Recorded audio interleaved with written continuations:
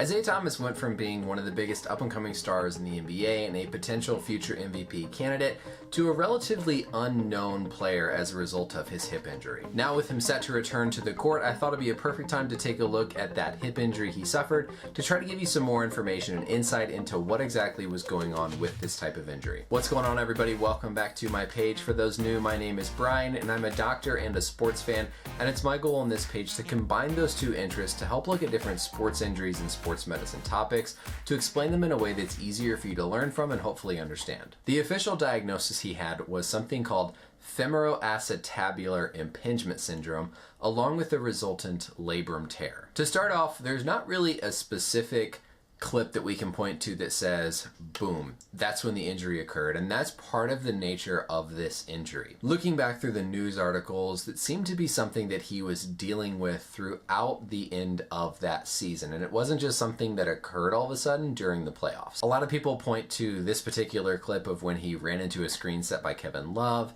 There's also some footage of when they were playing the Timberwolves and he went up and got knocked down by Karl Anthony Towns. But I'm telling you, the nature of this type of injury is one that is more chronic and repetitive, and so there likely wasn't a specific player, a specific time that injured the hip. Next, let's go into our hip anatomy so that you can understand the relevant structures to help explain this injury. So the femur is, of course, the big thigh bone. It's that bone that comes up through the leg and then takes about a 45-degree angle, and then the head of the femur is a round ball-shaped head, and then the acetabulum is that deep cup or the socket of the hip joint. The labrum is an extension of the cartilage inside that socket, and it's a structure that runs around the rim of the acetabulum, and it serves a couple of functions. First of all, it's actually a pretty tight seal, and so it helps provide some vacuum seal of the hip joint.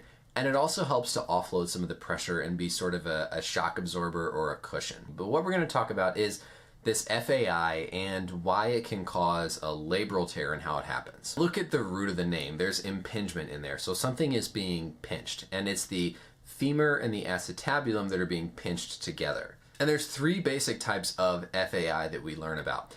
And they all have to do with some abnormal structure of the bones themselves that cause pinching. The first is a pincer deformity. It's an excessive buildup of bone on that socket, on the acetabulum. Now, a cam deformity is on the femur, and it causes the head of the femur to be not entirely spherical. So it's an extra kind of bone growth or bulge in the femur that causes it to not be perfectly round and smooth. So you can have one of these, you can have the other, or you can have a combination of both. Those are the three types. Now, why does this matter? Well, if you think about it, the hip is set up pretty intricately for everything to move, for the femur to rotate inside that socket.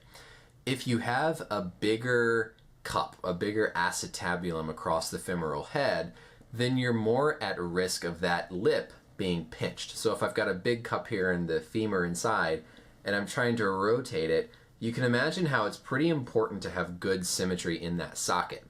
Now if I suddenly make it even bigger, now I'm starting to run into the bone more, so I get more pinching, and that's where the name comes in. And so the labrum sits right in between that spot that gets pinched. If you get enough of this repetitive impingement over and over again, eventually you get enough micro trauma and damage to the labrum that you can have a labral tear. The reason that's so important is because we know that people who have torn labrums are more susceptible to damage to the cartilage in the hip joint itself. That cartilage is providing that protective covering of the hip, and it can't grow back. So once it's gone, it's gone. So the challenge with labral tears is it puts you at a higher risk of having arthritis, which we don't really have a good treatment for and can certainly end your career early. Now, what types of symptoms would someone with this have? Well, you're gonna have pain primarily deep in the groin or pain in the hip socket itself, and typically that locates to the groin. Isaiah was quoted as saying in an interview that he was having some pinching or some sharp pain in the hip even before that last game against the Cavs. And that's probably what he was dealing with throughout this season as it was becoming more irritated and more damaged. On the exam the doctors would be doing, you start to lose your rotation of the hip and your range of motion that signifies that there's probably some structural abnormality. The biggest key, however, to diagnosing this is regular old x-rays. If they see symptoms concerning of this, the exam is concerning for it, and then they get x-rays and they can actually see those bony deformities in the pelvis. then that's what tells the doctors that this is what's going on. Now, to assess if there's actually been damage to either the femur, the cartilage, or the labrum, that's where you need things like an MRI, and that's really going to be what helps guide your treatment. It's reasonable that they would try to manage this conservatively at first, because obviously you don't want to do surgery if you don't have to. But once it gets to the point where you can't manage it conservatively, then you need to operate. And what they do to operate, they can go in arthroscopically, which basically means with a scope. And if there's any damage to the labrum, they'll basically kind of clean up, shave off all that inflamed, irritated labrum. And then they'll actually correct the bony deformity by kind of shaving down or cutting away that extra bit of bone that's causing the impingement in the first place. Now, did the doctors miss anything here? No. I mean, it's easy to say, well, you look at an x-ray and then boom, you have it. But a lot of people have this deformity on x-ray that don't actually have signs or symptoms of impingement. So just having those abnormalities on x-ray doesn't really tell you anything. And even sometimes you might not appreciate it all that much on x-ray, but you've got really, really bad symptoms. So the two have to go hand in hand, and it's reasonable to think that it would have been tough to diagnose. Now, what does this mean for the rest of his career? It would be interesting to know if there's a similar kind of bony deformity on the other side as well. Thankfully, it sounds like they caught things early enough to where he wasn't having too much in the way of arthritis, because that would really be damaging to his career. If they waited too long to where there was development of arthritis, that's going to limit him a lot more than anything. But theoretically, once they go in there, clean up the labrum, repair that bony deformity, which they may or may not have done depending on the situation,